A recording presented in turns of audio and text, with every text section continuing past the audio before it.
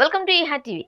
ప్రముఖ టెన్నిస్ క్రీడాకారిణి సానియా మీర్జా వైవాహిక జీవితం విషాదాంతంగా ముగిసిన సంగతి అందరికీ తెలిసిందే. సానియా మీర్జా తన 15 ఏళ్ల దాంపత్య జీవితానికి గుడ్ బై చెప్పింది. భర్త షోయబ్ మాలిక్ మరో పెళ్లి చేసుకోవడంతో అతనితో సానియా మీర్జా బంధం తెగిపోయినట్టు అయింది. షోయబ్ మాలిక్ పాకిస్తాన్ కు చెందిన హీరోయిన్ సనా జావేద్ ను వివాహం చేసుకున్నారు. సనా జావేద్ తో షోయబ్ మాలిక్ అఫైర్ కారణంగానే సానియా మీర్జా భర్తతో విడిపోయింది. విడాకులపై సానియా మీర్జా తండ్రి ఇమ్రాన్ మీర్జా స్పందించారు. సాంప్రదాయం ప్రకారమే సానియా మీర్జా తన భర్త నుండి విడాకులు తీసుకుంది అని ఆయన తెలిపారు. విడాకుల తరువాత సానియా రెండో పెళ్లి చేసుకోబోతుంది అంటూ వార్తలు వచ్చినప్పటికీ ఆమె మాత్రం సింగిల్ గానే జీవితాన్ని కొనసాగిస్తున్నారు. ఇదిలా ఉంటే సానియా మీర్జా జీవితం సినిమాగా తెరకెక్కబోతోంది.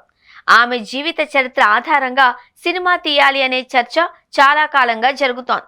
భారత టెన్నిస్ ఐకాన్ సానియా మీర్జా 2023లో ప్రొఫెషనల్ టెన్నిస్ నుండి రిటైర్ అయిన వెంటనే ఆమె జీవితంపై బయోపిక్ రూపొందించే పనులు వేగవంతమయ్యాయి.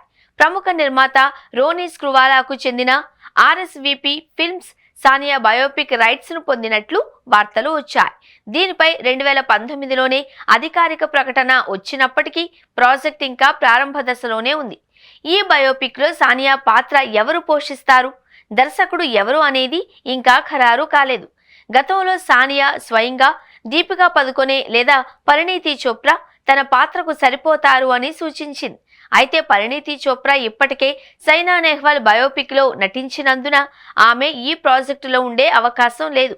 తాజాగా సానియా తన బయోపిక్ గురించి స్పందించింది.